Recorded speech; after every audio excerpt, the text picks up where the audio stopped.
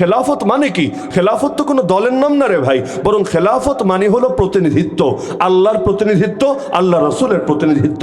যেই শাসন ব্যবস্থা পরিচালিত হয় আল্লাহর প্রতিনিধিত্বের ভিত্তিতে, আল্লাহ রসুলের প্রতিনিধিত্বের ভিত্তিতে, সেটাকেই খেলাফত বলে। আর যে আদর্শ পরিচালিত হয় মানুষের বানানো নীতি অনুসারে, যে আদর্শ পরিচালিত হয় নফসের শিক্ষার অনুসারে, যে আদর্শ পরিচালিত হয় শয়তানি ওয়াসওয়াসা দাজ্জালি প্ল্যান অনুসারে, ওগুলোকে জাহেলিয়াতি বলে, ওগুলোকে কখনোই আল্লাহ এবং তার রাসূলের প্রতিনিধিত্ব বলে না। তো একজন মানুষ লা ইলাহা ইল্লাল্লাহ মুহাম্মাদুর রাসূলুল্লাহ বিশ্বাসী হবে, কিন্তু সে খেলাফতের চেতনাকে ধারণ করবে না, এটা কশ্চিন কালেও হতে পারে না। এটা এমন কোনো ব্যাপার না মনে চাইলে সাপোর্ট করলাম, মনে চাইলে অস্বীকার করলাম, না রে ভাই। বরং খেলাফত যে পছন্দ করে না সে নিজেকে কখনো মুসলিমই দাবি করতে পারে না। কারণ খেলাফতের চেতনাটা তো এমন চেতনা, পৃথিবীর সর্বপ্রথম মানুষ আব্বা আদম আলাইহিস সালামকে সৃষ্টি করার আগে আল্লাহ ফেরেশতাদেরকে জানিয়েছেন ইন্নী জাইলুন ফিল আরদি খলিফা, নিশ্চয়ই আমি পৃথিবীতে খলিফা বানাতে যাচ্ছি। আর খলিফা মানে প্রতিনিধি। তাহলে এই খেলাফত যতদিন না আসবে, আলো যতদিন না জ্বলবে, অন্ধকার দূর হবে না, হওয়া সম্ভব না। ৭১ স্বাধীনতা এসেছে, মুক্তি কি আদৌ এসেছে? মুক্তি যদি আসতো তাহলে গরিব আর ধনীর বৈষম্য এত বাড়া কেন বাড়লো? অর্থনৈতিক মুক্তি যদি না পায়, আজকের বাংলাদেশে ৪ কোটি মানুষ ইতিমধ্যে দারিদ্র্য সীমার নিচে বসবাস করছে, তাহলে এইটারে আবার কোন দেশের মুক্তি বলে? অন্য ক্যাটাগরি বাদই দিলাম, সব বাদ দিলাম, খালি অর্থনীতিটাকে যদি টান দেই, তাহলে অর্থনৈতিক দিক থেকেও তো মুক্তি আসে না, কোশ্চিন কেন আসবে না? এই বাংলার মুসলমানদের জন্য আমি সবচাইতে বড় চ্যালেঞ্জ মনে করি না নাস্তিকতা কেনা, না কাদিয়ানি মতবাদ কেনা, না খ্রিস্টান মিশনারি কেনা, এমনকি উগ্র হিন্দুত্ববাদ কেউ না। আমি এই দেশের মুসলমানদের ইমানের জন্য সবচাইতে বড় চ্যালেঞ্জ মনে করি সেকুলারিজমকে, আল্লাহ রসুলের আদর্শকে কোণঠাসা করার চেতনাকে। সেকুলারিজম মানে কি? সেই ১৭৫৭ থেকে ২০২৪ প্রায় ৩৫ বছর যাবৎ আমাদেরকে যে শিক্ষাটা দেওয়া হয়েছে যে আল্লাহ এবং তার রাসূলকে চিপায় ফেলে রাখতে হবে। মানে কি? যে রাজনীতিতে আল্লাহ এবং তার রাসূলের কথা চলবে না, অর্থনীতিতে চলবে না, বিচার আচারে চলবে না, আইন কানুনে চলবে না, শিক্ষা দীক্ষায় চলবে না, সভ্যতায় চলবে না, সংস্কৃতিতে চলবে না, বিনোদনে চলবে না। তো চলবে কোথায়? চলবে তোমার মাথায়। বলবে না চলবে মসজিদে, চলবে মাদ্রাসায়, চলবে মাহফিলে, চলবে খানকায়। আচ্ছা, এখানে কি স্বাধীনভাবে চলবে? না হুজুর, এভাবে যদি স্বাধীনভাবে চলে আমাদের ব্যবসা থাকবে? যদি স্বাধীনভাবেই চলতো বিগত দিনে, আজকে যেমন সিরাত সম্মেলন আয়োজন করা হলো, বিগত দিনগুলোতে কেন করা গেল না? বিগত 2 সপ্তাহ আগে বাংলাদেশে কয়েক ডজন মসজিদের খতিব চাকরি হারিয়েছে। কেন? ইসকনের বিরুদ্ধে কথা বলে মহা কবিরা গুনাহ করে ফেলেছে। এই কবিরা গুনাহ করার পরে তাকে চাকরিতে কিভাবে বহাল রাখা যেতে পারে? কত জায়গায়, কত হাজার হাজার মাহফিল বাংলাদেশে বন্ধ হয়েছে। কেন? হুজুর রাজনৈতিক আলাপ করে ফেলেছে। আচ্ছা, রাজনৈতিক আলাপ করেছে মানে কি? মাহফিলে বসে ভোট চেয়েছে যে আমারে ভোট দাও, আমারে আগামী নির্বাচনে পাশ করো? বলবে না না, তা না। তাহলে কি করেছে? ওই যে রাজনৈতিক যে অসঙ্গতিগুলো আছে, যে শয়তানি ভণ্ডামিগুলো আছে, এগুলো চোখে আঙ্গুল দিয়ে দেখিয়েছে। তার মানে কি? মাহফিলে রাজনৈতিক আলাপ করলে পাপ হয়। তো নেতারা যখন এসে প্রধান বক্তার আগে মাইকটা হাতে নিয়ে আমার মার্কায় ভোট দিয়েন, ওইটা বললে সওয়াব হয়? নাকি মাহফিলের মধ্যে নেতাজি আইসা যদি ভোট চায় সেটা সওয়াব হয়? আর হুজুর যে যদি এখানে কোনো কবিরা গুনাহ আর বেদাত আর কোনো ভণ্ডামির ব্যাপারেও সচেতন করে, সতর্ক করে, এটাতে পাপ হয়। তার মানে ওরা সেকুলারিজমকে এমন একটা জায়গায় নিয়ে গিয়েছে যে ওরা মসজিদ বলেন, মাদ্রাসা বলেন, মাহফিল বলেন, সব জায়গায় প্রয়োজনে হস্তক্ষেপ করবে সেকুলারিজমের ইজ্জত হেফাজতের জন্য। তাহলে সুতরাং আমাদেরকে এই জাতিকে আরেকবার জাগাতে হবে। আল্লাহ রসুল কিভাবে খেলাফত কায়েম করেছিলেন, যে সেটাকে সামনে রাখেন, আর আমাদের কি করণীয় বা সেটা বুঝে ফেলবেন। আল্লাহ রসুল কিন্তু খুব অল্প মানুষ নিয়ে খেলাফত কায়েম করেছিলেন। এই ফকুরহাট ইউনিয়নে যত মুসলমান আছে না, এর চেয়ে তো কম সংখ্যক মুসলমানকে নিয়ে নবীজি খেলাফত কায়েম করেছিলেন। অথচ আমরা আজও পর্যন্ত পারলাম না, এই প্রায় ৩৫ বছরে, এক শতাব্দীতে ইমাম ইবনে খালদুনের থিওরি অনুসারে 3টা প্রজন্ম অতিবাহিত হয়। তাহলে ৩৫ বছরে কতগুলো প্রজন্ম চলে গেল একটাবার হিসাব করেন। এতগুলো প্রজন্ম ধরেও পারলাম না, অথচ আল্লাহ রসুল গুটি কয়েক সাহাবী, এত কম সংখ্যক সাহাবী মক্কা থেকে যখন মদিনায় হিজরত করেন, সাহাবীর সংখ্যা 1000ও হয় নাই, মুহাজিরের সংখ্যা 1000ও হয় নাই। আর মদিনার মধ্যে গুটি কয়েক তৈরি হয়েছিল, তারাও মদিনার মধ্যেও যে সংখ্যাগরিষ্ঠ ছিল এই দাবি করার কোনো সুযোগ নাই। কিন্তু এত অল্প সংখ্যক মানুষ নিয়ে কিভাবে পারলেন, ওইটার জবাব দিয়ে আমি আলোচনার ইতি টানবো ইনশাআল্লাহ। 1 নম্বরে আল্লাহ রসুল সাল্লাল্লাহু আলাইহি ওয়াসাল্লাম দাওয়াতের প্রথম দিন থেকেই নিজের মিশন, নিজের ভিশনকে কখনোই গোপন রাখেন নাই, নিজের আদর্শ উপস্থাপন করতে কখনোই ছলচাতুরির আশ্রয় নেন নাই। আল্লাহ রসুল মক্কার মধ্যেই বলেছেন, ফাওয়াল্লাহ লা ওয়াদাউ শামসা ফি ইয়ামিনি ওয়াল কামারা ফি ইয়াসারি আলা আন আতরুকা হাযাল আমরা মা তারাকতুহু হাত্তা ইউযহিরাহুল্লাহ আও আহলিকা দুনাহু। আল্লাহর কসম করে বলছি, আমার ডান হাতে যদি আকাশের সূর্য এনে দাও আর বাম হাতে যদি আকাশের চাঁদটাও এনে রাখো, তবু আমি আমার আদর্শ ছাড়ব না যতদিন না আল্লাহ তার জমিনে আদর্শকে জিন্দা করেন, অথবা আমি এর জন্য মুর্দা হয়ে যাই। হয়তো শরিয়ত জিন্দা হবে, না হলে মুহাম্মদ শহীদ হবে, মুর্দা হবে। দুইটার কোনোটা যতদিন না ঘটবে আমি থামবো না, কিছুতেই দমবো না। এমনকি যখন দাওয়াত দেওয়া শুরু করলেন, মক্কাবাসী কবুল করলো না, আল্লাহ রাসূল বিকল্প তালাশ করতে লাগলেন। একবার চলে গেলেন তায়েফে, যে তায়েফবাসী তোমরা অন্তত মানো, একটা সেফ জোন তৈরি হোক এখানে, তোমরা এটাকে একটা ইসলামের ঘাঁটিতে পরিণত করো, এখানে থেকে আমি দ্বীনের বার্তা প্রচার করব, আমার কর্মীদেরকে প্রশিক্ষিত করে গড়ে তুলবো, এরপর ইনশাআল্লাহ এক সময় গোটা জমিনের বুকে ইসলামকে জিন্দা করব। কারণ রাসূল বলেছেন, বয়সতু বাইনা ইয়াদাই সাআতি বিসাইফ হাত্তা ইউবাদাল্লাহু ওয়াহদা, কিয়ামতের আগে তাকে প্রেরণ করা হয়েছে তরবারি সহ এই মিশন দিয়ে, যে আল্লাহর জমিনে, গোটা আল্লাহর জমিনে আল্লাহর বন্দেগী, আল্লাহর ইবাদত, আল্লাহর একত্ববাদ কায়েম করতে হবে। আল্লাহু ইবতাআসানা লিনুখরিজা মান শাআ মিন ইবাদাতিল ইবাদ ইলা ইবাদাতি রাব্বিল ইবাদ। সাহাবী রাবি রাদিয়াল্লাহু আনহু বলেন, আল্লাহ আমাদেরকে পাঠিয়েছেন মানুষকে মানুষের গোলামি থেকে বের করে, সেই মানুষ যেই হোক, মানুষকে মানুষের গোলামি থেকে বের করে এক আল্লাহর গোলামিতে নিয়ে যাওয়ার জন্য। আমরাও তো এটাই চাই, মানুষকে দিল্লির গোলামি থেকে মুক্ত করতে হবে, আরে মানুষকে ওয়াশিংটনের গোলামি থেকে মুক্ত করতে হবে, মানুষকে ইসরায়েলের গোলামি, জাতিসংঘের গোলামি, পশ্চিমা বিশ্বের গোলামি, যত ধরনের নব্য জাহেলিয়াত আছে সবকিছুর গোলামি থেকে মুক্ত করতে হবে। মানুষকে একমাত্র যিনি সৃষ্টি করেছেন তার গোলামি পরিণত করতে হবে। কারণ মানুষ হয়ে মানুষের গোলামি করা লজ্জা, আর মানুষ হয়ে স্রষ্টার গোলামি করা মোটেও লজ্জার না, বরং এটাই গর্বের, এটাই গৌরবের। তো আল্লাহ রাসূল তায়েফে চেষ্টা করলেন, কিন্তু এই মেহনত সফল হলো না, তবুও হাল ছাড়লেন না। পাথর খেলেন, তবুও হাল ছাড়লেন না।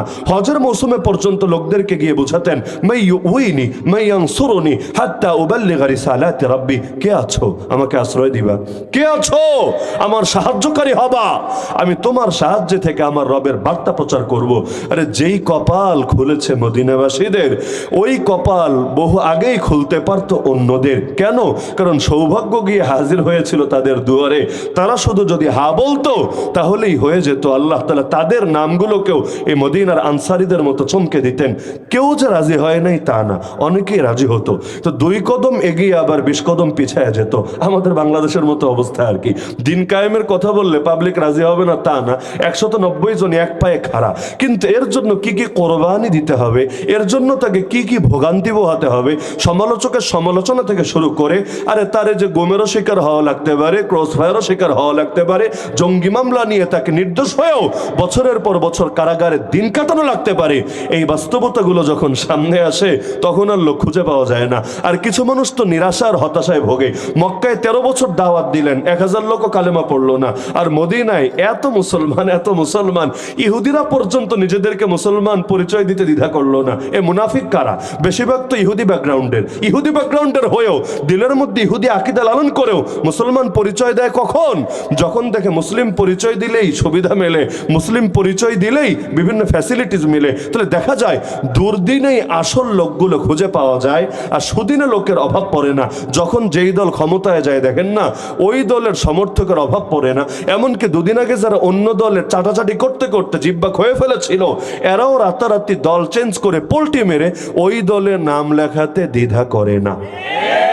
তো বিপদে বন্ধুর পরিচয়, ইসলামের দুর্দিনেই খাঁটি মুসলমানের পরিচয়। কিন্তু ওই অল্প সংখ্যক মুসলমানের দ্বারাই বিপ্লব হয়। কারণ বিপ্লবটা শুধু দেখলেন, কিন্তু কার রক্তের উপর দাঁড়িয়ে সেই বিপ্লব হলো সেটা দেখলেন না। এটা তো কিছুতে, এখন দেখেন না বাংলাদেশে সবাই অটো বিপ্লবী হয়ে গেছে। এই যে স্বাধীন হলো জুলাই আন্দোলনে, যদি স্বাধীনতা শব্দ না বলে ভিন্ন শব্দ বলা যায়, তো যাই হোক, এই জুলাই আন্দোলনে যে সফলতা আসলো এটাকে কেন্দ্র করে এখন সবাই রাতারাতি বিপ্লবী সাজলো।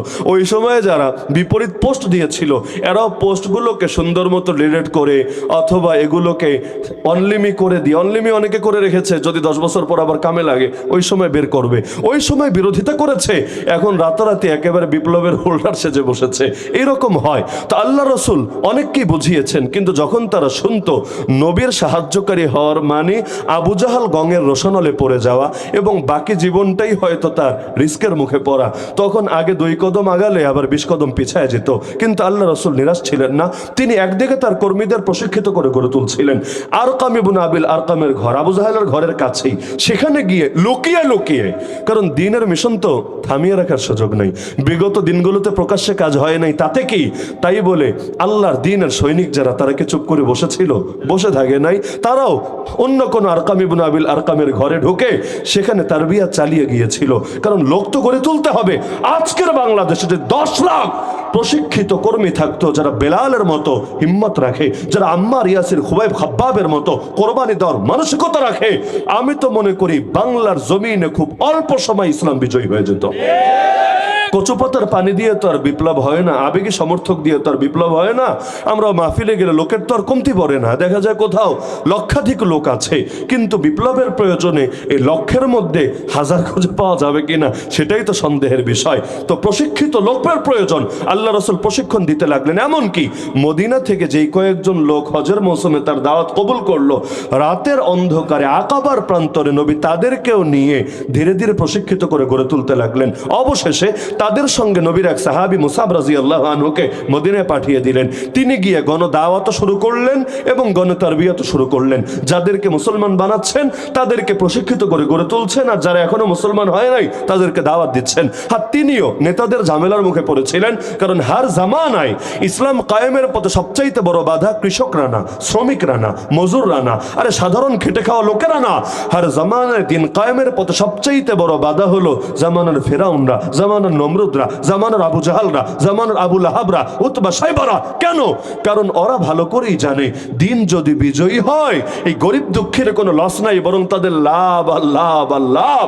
কিন্তু লস হলো তাদের যারা ভণ্ডামি আর সন্ত্রাসী করে করে নিজেদের বিশাল শয়তান রাজত্ব জড়ো করে ফেলেছে। এখন আলো যদি জ্বলে যায় অন্ধকার টেকাবে কিভাবে? অন্ধকার টেকানোর প্রয়োজনেই চেনার পরও, জানার পরও, বোঝার পরও এরা আলোর বিরোধিতা করে থাকে। নাহলে এটা ভাবার কারণ নাই, গ্রামের মূর্খ সূর্খ মানুষ বোঝা যাচ্ছে, আর এত বড় বড় সচিব, এত বড় বড় এমপি, এত বড় বড় মন্ত্রী কিছুই বুঝছে না, তার মাথার মধ্যে গোবর ঢুকে আছে না, আরো ভালো করে বোঝে। আমাদের বয়ান আপনারা আর কি শোনেন, রিমান্ডে আমাকে বলেছে হুজুর আমাদের 70 জন লোক নিযুক্ত আছে আপনাদের বয়ান মনিটরিং করার জন্য। আমি বললাম এত লোকের কি দরকার, আর তাদের মূল কাজ কি? আমাদের বয়ান শোনা এটা আবার ডিউটির অংশ কিভাবে হয়? বয়ান শোনা তো এটা সাধারণ মানুষের কাজ, এটা তাদের মূল কাজ কিভাবে হয়? বলল না, সোশ্যাল মিডিয়ার 70% তো আপনাদের দখলে, ইউটিউব, ফেসবুক, বিশেষ করে 2 প্ল্যাটফর্ম তো আপনাদের দখলে। এখন নাটকও অত ভাত পায় না, সিনেমা অত ভাত পায় না, কোন হুজুর কোথায় কি বলে না বলে সব পাবলিক নজরদারিতে রাখে। তা আমরা যদি আপনাদের ঠিক মতো দেখে শুনে না রাখি, কখন যে কোন দিকে কি মাথাচাড়া দেবে, দিলে তো ভয় লাগে। তো আল্লাহ রসুল এই যে মেহনত করলেন, আলহামদুলিল্লাহ মুসাব রাদিয়াল্লাহু আনহু মেহনতে মদিনার ঘরে ঘরে নবীজির অনুসারী তৈরি হয়ে গেল। ফলাফল আল্লাহ রসুল হিজরত করলেন, আলহামদুলিল্লাহ অতি সহজেই আল্লাহর জমিন আল্লাহর দিন বিজয়ী হলো। হ্যাঁ, একটা কাজ আল্লাহ করে দিয়েছিলেন গায়বী ভাবে, সেটা হলো নবীজি যাওয়ার আগে একটা গৃহযুদ্ধ হয়েছে। গৃহযুদ্ধ হয়ে ওদের 2 দলের প্রধান নেতারা শেষ, নেতৃত্ব সংকটে ছিল। এদিকে নবীজিও গেলেন, ঘরে ঘরে তার অনুসারীও তৈরি হয়েছিল এবং সবাই এক দফা এক দাবিতে একমত ছিল। আলহামদুলিল্লাহ অতি সহজেই দিন বিজয়ী হলো। তো বাংলাদেশে এমন পরিস্থিতি আসে, এখনো যেমন আছে, কিন্তু দেখা যায় আমাদের ঝামেলা এখানে, আমরাই তো জাতিকে একমত করতে পারি নাই যে ইসলামই চাই, ইসলামের কোনো বিকল্প নাই এই দাবির ব্যাপারে। সুতরাং প্রত্যেককে আমি আহ্বান করে, আসেন না আমরাও আরেকবার দিন কায়েমের লক্ষ্যে ঐক্যবদ্ধ হয়ে যাই। সকল কিছুর ঊর্ধ্বে উঠে আল্লাহর জমিন, আল্লাহর খেলাফত প্রতিষ্ঠা করতে হবে, রাসূলুল্লাহর খেলাফত প্রতিষ্ঠা করতে হবে, তাদের প্রতিনিধিত্বের ভিত্তিতে শাসন ব্যবস্থাকে ঢেলে সাজাতে হবে। আরে সংস্কার টংস্কার না, বরঞ্চ আমূল বদলে ফেলতে হবে। সংস্কার মানে তো হলো মূল ঠিক রেখে একটু এদিক সেদিক করবো, একটু এডিট করে নেব না। ওই মূলটাকে উপরে ফেলে জাহেলিয়াতের স্থলে আল্লাহ এবং তার রাসূলের আদর্শকে প্রতিস্থাপন করব। মানুষকে যে খোদা বানিয়ে রাখা হয়েছে, ওই মানুষের খোদাই কেড়ে নিয়ে একমাত্র আল্লাহই যে খোদা, আল্লাহই যে বিধানদাতা, আমরা এই আদর্শ কায়েম করব ইনশাআল্লাহ। এটা যেদিন হবে, বাংলার আকাশেও সোনালী সূর্য উদিত হবে। যেদিন আকাশে সূর্য উদিত হবে, সব অন্ধকার এমনি কেটে যাবে। আর অন্ধকার যখন কাটবে, এই দেশের প্রতিটা শ্রেণী এবং পেশার মানুষ সেদিন চূড়ান্ত স্বাধীনতা এবং মুক্তির স্বাদ আস্বাদন করতে পারবে। এর আগে এক এক দলের দ্বারা, এক এক জাতির দ্বারা, এক এক শ্রেণীর দ্বারা এক একভাবে শুধু জুলুম আর নিষ্পেষণের শিকার হতেই থাকবে আর হতেই থাকবে। এজন্য আমি সকলকে আহ্বান করছি, আল্লাহর রাস্তায় কেউ পিছায় থাকবেন না। কারণ কিয়ামতের দিন আল্লাহ আপনাকে প্রশ্ন করবেন, শুধু আমাকে না, আপনাকেও প্রশ্ন করবেন। কুল্লুকুম রাইন ওয়া কুল্লুকুম মাসউলুন আন রাইয়াতিহি। আপনারা প্রত্যেকেই দায়িত্বশীল এবং প্রত্যেকেই নিজের দায়িত্বের ব্যাপারে আল্লাহর নিকট জিজ্ঞাসিত হবেন। রাসূলুল্লাহ সাল্লাল্লাহু আলাইহি ওয়াসাল্লাম জানিয়েছেন। এজন্য দ্বীনের জন্য কিছু একটা করেন, যাতে করে কিয়ামতের দিন অন্তত বলতে পারেন, আল্লাহ বেশি কিছু পারি নাই, তোমার দ্বীনের জন্য এতটুকু তো অন্তত করেছি, এ উসিলায় মাফ করো। আরে মুহাম্মদ বিন কাসেম 18 বছর বয়সে হিন্দুস্তানের জমিনে দ্বীনের পতাকা উড়িয়ে দিল। মুআদ আর মুআওয়াজ প্রাপ্তবয়স্ক হওয়ার আগে ওই বালক থাকাকালীনই এই উম্মতের ফেরাউনের ভবলীলা সাঙ্গ করলো। আর সেখানে আপনার বয়স তো ইতিমধ্যে কত হয়ে গিয়েছে, কি করতে পেরেছেন দ্বীনের জন্য? এই মুহূর্তে যদি আপনাকে আল্লাহ ডাক দেন, তার কাছে যেতে হয়, জবাব দিতে পারবেন তো? তো দামি হবেন কিভাবে? কিছু একটা করেন না দ্বীনের জন্য, ইনশাআল্লাহ জানও দামি হবে, মালও দামি হবে, গোটা জিন্দগিটাই দামি হবে। তা আমি সবাইকে আহ্বান জানাচ্ছি যে আল্লাহর জমিন, আল্লাহর দ্বীন কায়েমের লক্ষ্যে, ইনসাফ ভিত্তিক সমাজ বিনির্মাণের লক্ষ্যে গণ আন্দোলন গড়ে তোলেন। প্রতিটা মানুষকে ব্যাপারে সজাগ এবং সচেতন করে তোলেন। কেউ মাছ হোক, কেউ অন্তত পানি হোক। সবাই তো মাছ হবে না, কিন্তু মাছ চলতে চাইলে পানি তো লাগবে। তো জাতি অন্তত পানি হোক, আর আল্লাহর দ্বীনের সৈনিকরা অন্তত মাছ হোক। মাছ আর পানি যখন চলতে শুরু করবে, ইনশাআল্লাহ এক সময় না এক সময় আমরা আমাদের মঞ্জিলে মাকসুদে, চূড়ান্ত গন্তব্যে পৌঁছতে পারবো ইনশাআল্লাহ। আল্লাহ তাআলা সবাইকে তৌফিক দান করুন, আজকের এই মাজমাকে কবুল করুন, এবং যারা অত্যন্ত পরিশ্রম করে আজকের এই মাহফিলকে সার্থক করে তুলেছেন, আল্লাহ তাআলা সবাইকে জাযায়ে খায়র দান করুন। আগে জানাইলে ভালো ছিল, একবার শেষ করার পর শুরু করা যায়। আমার সময় জানা ছিল না, সাধারণত 7:45 হলো আজান হয়ে যায়, সম্ভবত 5 আজান হয়েছে। এখন এখানে চিরকুট আসলো 7:20 পর্যন্ত। তবে একবার শেষ করার পর আবার শুরু করা জটিল ব্যাপার। এটা আর এক মানে ট্যাপ রেকর্ডার তো না আর কি, তাহলে আবার ব্যাক দিয়ে আবার নতুন করে দিয়ে দিতাম। সমস্যা নেই, ইনশাআল্লাহ আপনাদের সাথে প্রথম মুলাকাত, সম্ভবত এটা প্রথম, শেষ তো আর না। তাহলে ইনশাআল্লাহ আগামী তো দেখা হবে, কথা হবে। আল্লাহ তাআলা সবাইকে কবুল করুন, আমিন। ওয়া আখিরু দাওয়ানা আলহামদুলিল্লাহি রাব্বিল আলামিন। খেলাফত পুলিশে যারা যোগ দিতে চায় এরকম একটা শান্তি দেন।